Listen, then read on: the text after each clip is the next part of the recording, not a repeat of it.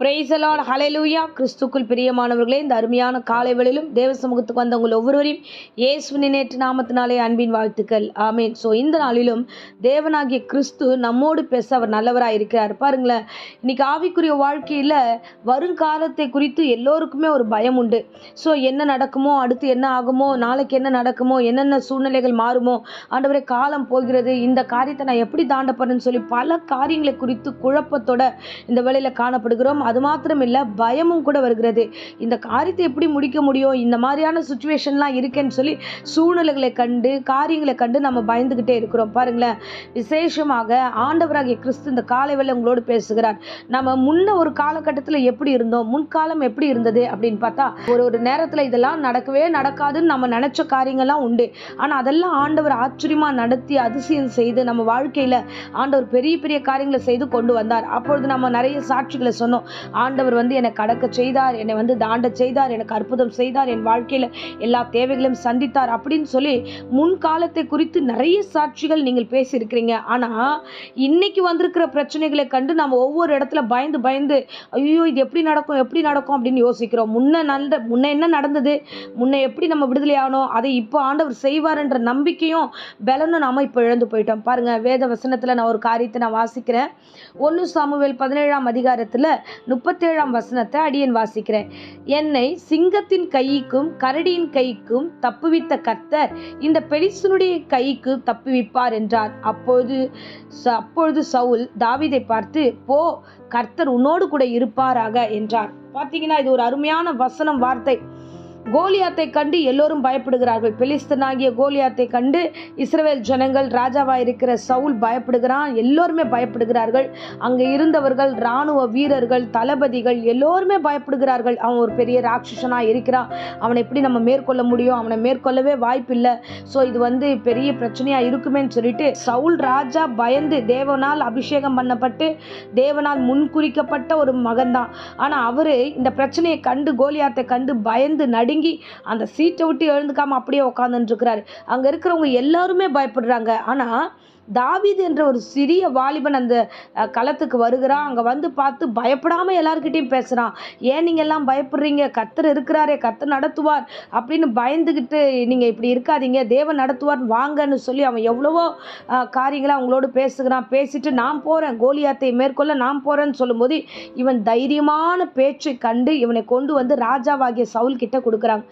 சவுல் கிட்ட வரும்போது தான் ராஜா கேட்குறாரு, எப்படி உன்னால், நீ சின்ன பையனாக இருக்க, நீ எப்படி இந்த விஷயத்தெல்லாம் உன்னால் மேற்கொள்ள முடியாதுப்பா அப்படின்னா, தாவீது அப்போதான் இந்த வார்த்தையை சொல்கிறார், என்ன சிங்கத்துக்கு கைக்கும் கரடியின் கைக்கும் எங்கள் அப்பா ஆடு மேய்க்க என்னை அனுப்பியிருந்தார். அது என்னுடைய ஆடுகளில் ஒரு ஆடு கரடியும் சிங்கமும் அதை எடுத்துக்கிட்டு போகும்போது அதனுடைய கைக்கு ஆண்டவர் என்னை தப்புவித்தார்.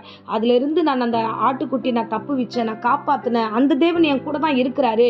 ஸோ இந்த பெலிஸ்தன்கிட்ட இருந்தும் ஆண்டவர் பெரிய காரியத்தை செய்வார், தப்புவிப்பார் அப்படின்னு சொல்லி விசுவாச வார்த்தைகளை அங்கே அவன் சொல்லுகிறான். ஆமென், அல்லேலூயா. இது தாவீதுடைய சாட்சி. இது தாவீது கடந்து எக்ஸ்பீரியன்ஸ். அவன் சொல்லுகிறான், முன்ன இதை காட்டிலும் மிருகம், அது மனுஷனை பார்த்து அப்படியே பீறி போட்டுரும், சாகடிச்சிரும். ஆனால் அது கையில இருந்து நான் ஆட்டை தப்பு வச்சேன் அப்படின்ற ஒரு சாட்சி அவர் முன்ன சொல்றார். நான் முன்னாடியே கடந்து வந்துட்டேன், எல்லாத்தையும் ஜெயிச்சு வந்துட்டேன், என்னால் முடியும், நான் அதையே ஜெயிச்சுட்டேன், இதை ஜெயிக்க மாட்டேனா அப்படின்னு சொல்லிட்டு அவன் கடந்து வரானா. இதை தான் ஆண்டவர் இன்னைக்கு காலை வேளையில பேசுகிறார். இந்த பிரசங்கத்தை கேட்கிற அருமையானவர்கள், எத்தனையோ வறுமையான சூழ்நிலைகளை நீங்கள் தாண்டி வந்திருக்கீங்க.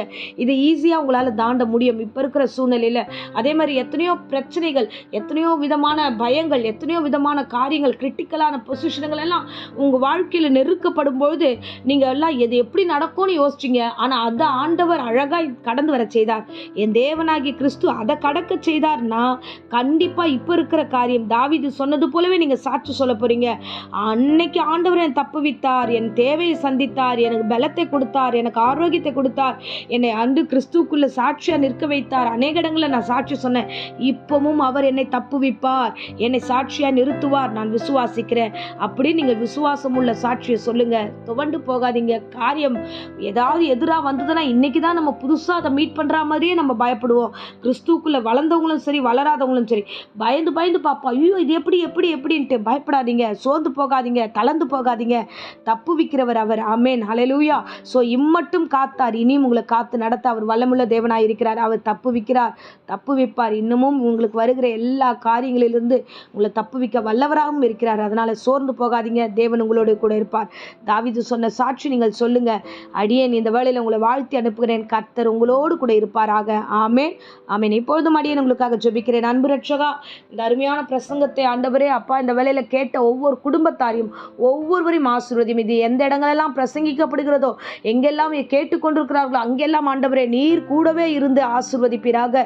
ஆண்டவரே பிள்ளைகள் சாட்சி சொல்லும் விதமாக தாவீது ஜெயித்து கோலியாத்தை ஜெயித்து வந்தான், அதே மாதிரி என் பிள்ளைகளும் எல்லா பிரச்சனைகளும் ஜெயித்து வர கர்த்தர் கிருபை தருவீராக. நீ தப்புவிக்க வல்லவராக இருக்கிறீர். முன்னே இந்த பிள்ளைகளோடு இருந்தீங்க, நிறைய பிரச்சனைகள் இருந்து ஜெயிச்சு வர கிருபை செய்தீங்க. எப்பொழுதும் ஜெயிக்க வைக்க போகிறேன். எல்லோரும் எல்லாவற்றிலும் சாட்சி சொல்ல போகிறார்கள். அதற்காய் ஸ்தோத்திரம். எங்கெல்லாம் விழுந்தார்களோ அங்கெல்லாம் எழுப்பி நிற்க செய்யுங்க, காத்துக்கொள்ளும், வழி நடத்தும். இப்பொழுதும் வியாதி விக்கிறவங்களோடு பலவீனங்களோடு யாராகிலும் இந்த பிரசங்கத்தை கேட்டுக்கொண்டிருந்தா அவர்களை பூரண சுகத்தினால் இடைக்கட்டும், பூரண சமாதானத்தினால் இடைக்கட்டும்.